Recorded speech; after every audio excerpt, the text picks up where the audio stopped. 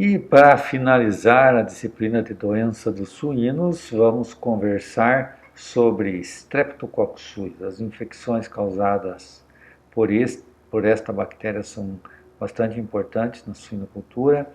É uma zoonose, no Brasil nós não temos muito problema com infecções em humanos, mas em países asiáticos existem muitos relatos, né, de infecções em pessoas, principalmente em áreas de muito adensamento e convívio dos suínos com as pessoas, né? Aqui nós não vamos comentar sobre essas infecções em humanos porque não é um problema de importância no nosso país. Muito bem.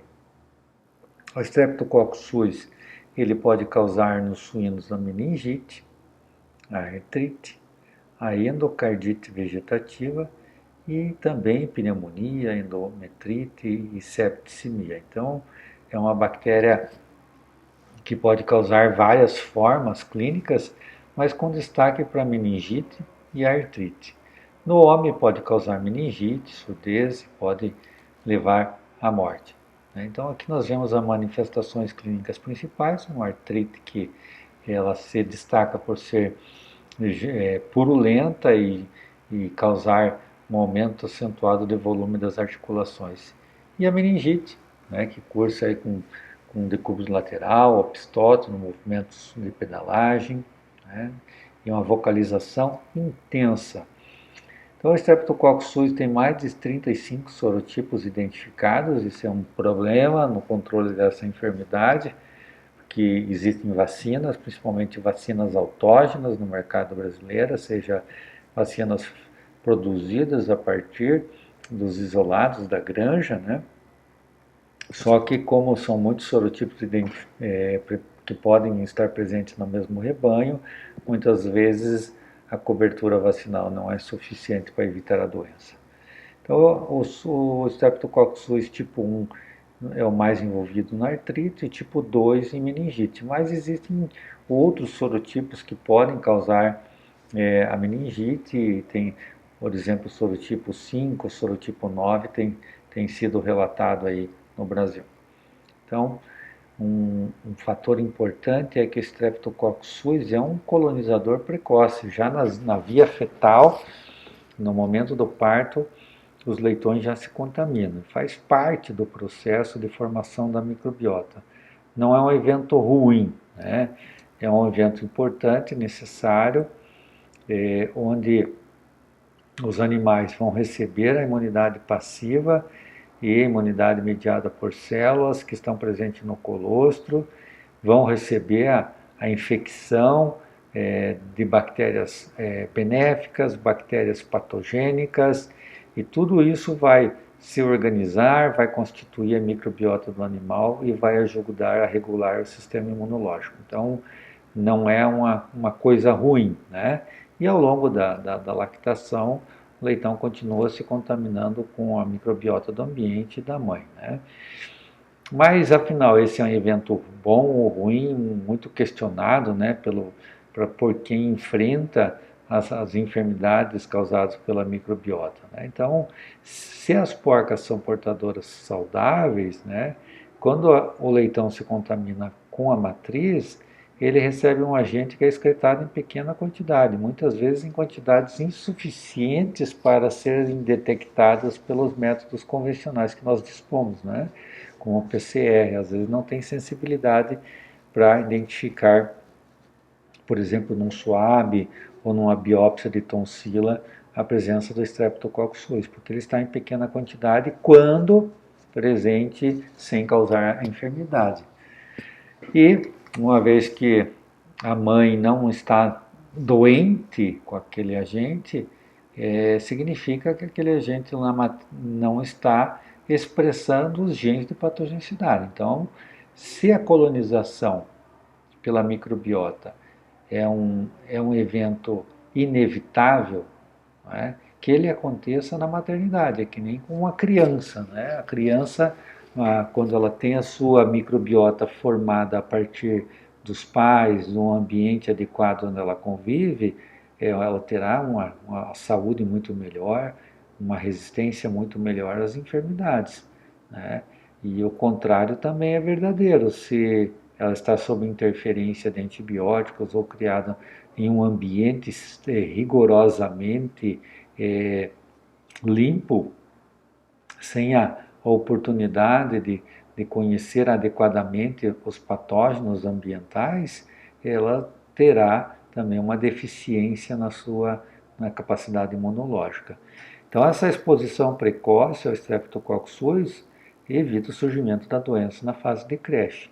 Então, isso que a gente já conversou lá na aula de imunidade e microbiota, também na aula de doença de Glasser. Leitão nasce e imediatamente ele recebe uma imunidade passiva que vai durar aí por 3 a 4 semanas e começa a despencar, né?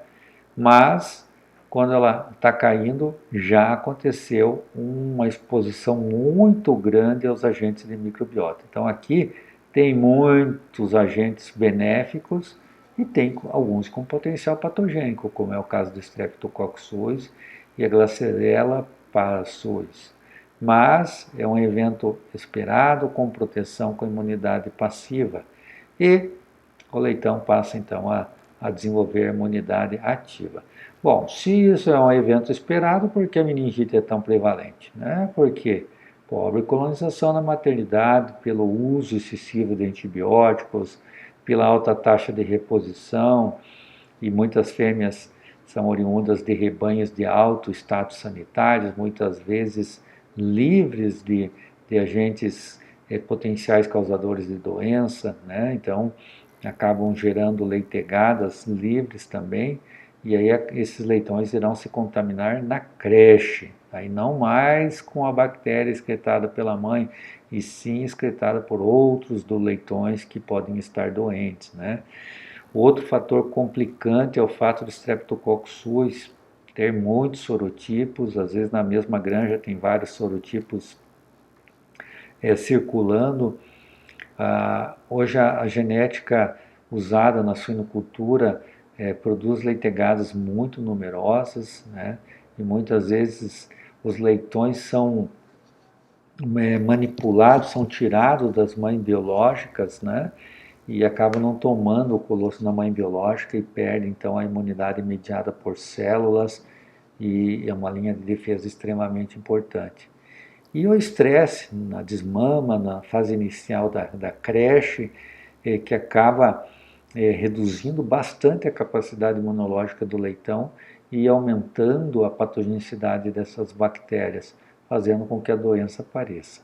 E a mistura de lotes, né, de diferentes origens, né, aqueles crechários que recebem leitões de várias granjas diferentes, acaba fazendo uma miscelânea de sorotipos, de estrepto, e também pensando lá na doença de Glasser, e muitas vezes os leitões acabam adoecendo, né? Então, o cenário ideal seria isso: o leitão nascer, se colonizar com a mãe, enquanto tem imunidade passiva, e muitas vezes acontece isso: o leitão sob interferência de antibiótico, mãe sob interferência de antibiótico, antibiótico passivo aqui. Vejam que eu não sempre que falo aqui do uso responsável do antibiótico, é usar o antibiótico para curar doença e não para prevenir doença, como acontece aqui. Na verdade, você não previne, né? Você evita algumas possíveis enfermidades enquanto existe a cobertura de antibiótico, numa fase como na fase de maternidade, mas você gera oportunidade para muitas outras doenças por conta desse uso não responsável do antibiótico. Então, o leitão vai acabar tendo uma formação de microbiota quando não tem mais proteção passiva, quando não tem mais a mediação da mãe, e no momento que ele está estressado e ainda recebendo cepas com um potencial patogênico muito mais alto. Então, o lógico é puxar essa curva lá para a maternidade. Então, o Streptococcus suis é uma bactéria que pertence às vias aéreas, trato digestório e genital. Então, o leitão está nascendo, já está contaminado. Todas as idades são suscetíveis, né? Então pode haver a enfermidade com meningite, por exemplo, numa fêmea de reposição. E a doença se manifesta principalmente em unidades de creche, recria e terminação, né? Vamos ver aqui as formas, né? Então, a artrite dos lactentes ela vai acontecer na maternidade, né? Então, na primeira semana de vida ou nas primeiras semanas de vida. O Streptococcus suis tipo 1 é o principal agente, né? E as portas de entrada para essa bactéria são os ferimentos do corte de dente, escoriações de pele, umbigo, é muito falado na literatura, mas é, é uma estrutura muito bem planejada, né, para evitar acesso de bactérias. E a corte da cauda também é muito difícil quando tem o corte de desinfecção, né? Quando tem o canibalismo, sim, mas aí são fases mais avançadas da vida dos animais. Então, mais importante, ferimento do dente e escoriação de pele, né? Então, são artrites purulentas, com grande distensão, né, gerando dor, febre, apatia, anorexia. E o que acontece? Por que é feito o corte do dente? O leitão nasce com os dentes muito afiados, né? E quando não são cortados, e às vezes a leitegada é mais numerosa do que o número de tetas disponíveis, eles acabam brigando, né? Fazendo ferimentos no rosto, aqui provocou então essa ferida importante no rosto desse leitão, ou ferimentos no aparelho mamário. Então, convencionou-se na suinocultura o corte ou o desgaste com lixadeira. O corte é feito rente a gengiva, então é terrível isso, porque é uma porta de entrada muito importante para bactérias. E o desgaste, quando é profundo, acaba expondo a polpa dentária, que dá para ver que está expondo a polpa dentária. Então aqui está o dente sem lixar e aqui o lixado muito profundamente. Tá? Então tanto isso como isso aqui facilita a entrada de bactérias, né? E as lesões de contato com o piso, o atrito com o piso muito áspero, também são portas de entrada para a artrite. O tratamento é feito com penicilina mais streptomicina, ou um ceftiofur de elongação, pode ser outro tipo de penicilina também, associado com antitérmico, anti-inflamatório. Quando não está muito avançada essa artrite, a recuperação é até boa. Importante na prevenção é substituir o corte dos dentes pelo lixamento superficial, que é isso, tirar só, desgastar só o fio do dente. Se possível, não fazer esse manejo de desgaste de dente, né? Tem muitas granjas que abandonaram esse manejo sem prejuízo. O corte de infecção do umbigo, né, praticado em boa parte das granjas, também tem sido abandonado em muitas granjas sem prejuízo. E granjas que têm o piso de cimento muito áspero têm a opção de aplicar um polímero, né? Ou substituir por piso vazado. Então aqui é uma granja que tinha bastante problema de artrite e aplicou um polímero que deu essa tirou a aspereza do piso e reduziu aí significativamente o problema com artrite. Ou o uso de piso vazado, que também reduziu bastante problemas entéricos e problemas articulares na fase de maternidade. A meningite, então, é uma outra importante forma de manifestação, né? Afeta leitões na fase de creche e recria, também pode acontecer lá na fase de terminação ou em animais de reposição, que são oriundos de rebanhos livres de Streptococcus suis e, ao serem alojados numa nova granja, pode desencadear a doença. Então, os sinais são semelhantes aos da doença da algésica. A diferença da doença da algésica causa sinais nervosos em leitões até 35 dias de idade. Aqui, os sinais nervosos na meningite streptocócica são em qualquer faixa etária, né? E os casos clínicos são isolados, enquanto que na algésica você tem um surto afetando todos os animais suscetíveis. Aqui não, são casos isolados relacionados com a questão imunidade e desafio, né? Então, o leitão que foi devidamente colonizado na maternidade, né? E está bem na creche, ele não vai desenvolver a doença, né? E os suínos são portadores saudáveis, a transmissão naso-nasal e vertical, né? Ou seja, da porca aos leitões. Sinais clínicos: decúbito lateral, opistótono, que é a dorsiflexão da cabeça, movimento de pedalagem intensos e uma vocalização intensa, né? Então, de longe, você escuta que o animal está com meningite estreptocócica e febre alta, né? Uma outra possível manifestação clínica da Streptococcus suis é a endocardite vegetativa. Também ele pode estar envolvido em pneumonias, em septicemia, mas essas três formas que foram mencionadas são as mais importantes. Essa endocardite vegetativa a gente encontra muito no frigorífico, né, em animais que estavam saudáveis e durante o abate se verificou a meningite, a endocardite e é possível isolar o Streptococcus suis a partir dessas lesões, né? E o animal pode ter complicações, né, como uma, uma insuficiência cardíaca congestiva, tanto direita como esquerda, depende da localização da endocardite. No caso da meningite, né, na necrópsia a gente observa muitas vezes, tem a sorte de encontrar as meninges, né, recobertas com conteúdo purulento, ou uma epidemia, né, das meninges. E o diagnóstico baseado nos sinais clínicos, lesões da necrópsia, o bacteriológico é um isolamento tranquilo, o Streptococcus suis, só tem que colher o material adequado, né, como o cérebro, o pulmão, o líquido articular, válvulas atrioventriculares, depende onde está a lesão. Não colher, por exemplo, material de tonsila, por exemplo, porque o suíno pode ser portador saudável sem que isso esteja causando a doença, né? Então, e também evitar de colher material de animais sob efeito de antibiótico terapia. No diferencial, nós temos que fazer a diferenciação da doença de Algesic, né? Isso a gente consegue a partir dos dados do quadro clínico.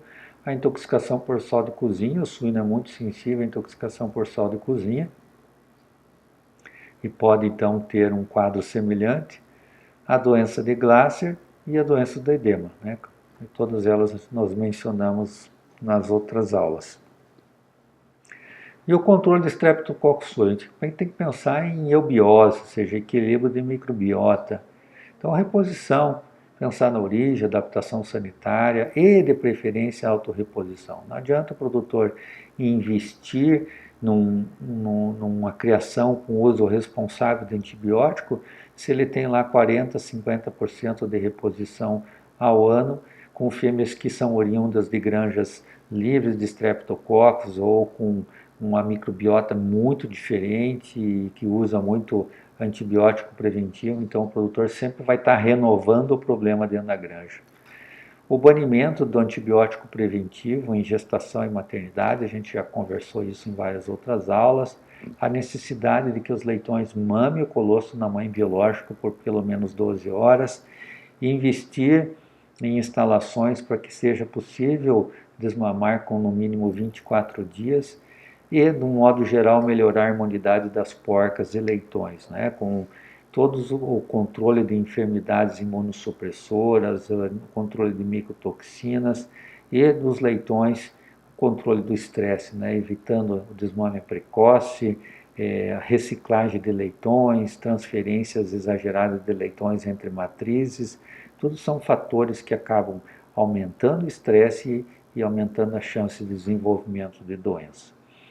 E assim, nós finalizamos a disciplina de doença dos suínos e com considerações finais, a gente viu que em vários momentos nós comentamos na nossa disciplina, e não é diferente aqui no caso dessa nossa última aula, a relação em que as enfermidades têm com o manejo, com o ambiente e como o descuido com a microbiota dos animais pode fazer eclodir várias enfermidades, né? E a gente tem que resgatar muita coisa simples relacionada à criação dos animais. Tão simples como essa imagem que nós vemos aí, um leitão mamando, né?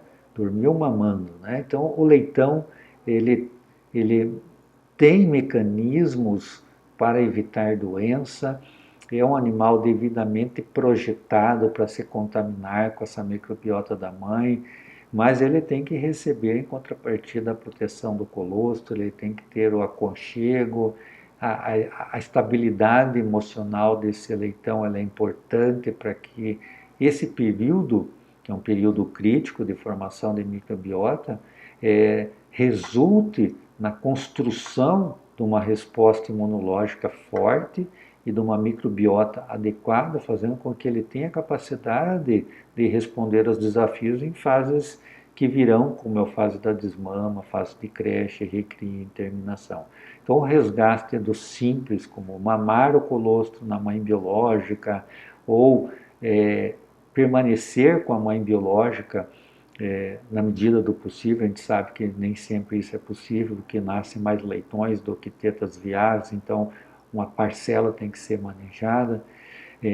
O controle do estresse e tantas outras boas práticas de produção que ao simples de se fazer, elas influenciam na saúde, né? Quando a gente perde essa percepção de que o simples é o mais importante, a gente acaba inventando outras estratégias para controlar enfermidades, como o uso excessivo de antibiótico, o uso excessivo de vacinas, e que não resultam em melhorias de saúde, né? Então, resgatar o simples é uma das coisas que nós precisamos de fazer para controlar melhor as enfermidades dos suínos. E eu espero que o conteúdo da disciplina tenha sido acessado por vocês, ele está disponível aí no canal do YouTube, e espero que esse ensino no formato remoto não tenha trazido tanto prejuízo para vocês, e assim que a pandemia do Covid acabar, né, nós estaremos aqui na universidade esperando vocês, estamos com saudades de todos vocês, e espero que haja uma oportunidade, mesmo que vocês tendo finalizado a disciplina, para que nós possamos nos reunir novamente, é claro, de forma opcional para aqueles que desejarem, para que nós possamos mostrar o conteúdo que faltou, principalmente a parte prática, né? Estarei sempre à disposição, aqueles que queiram trabalhar com suínos e se sentiram prejudicados por esse formato remoto, estamos à disposição, né, com oportunidades de PVA, oportunidade de estágios em granjas, né, estágio quer seja o curricular ou extracurricular, iniciação científica ou simplesmente para um bate-papo para esclarecer dúvidas. Um abraço a todos.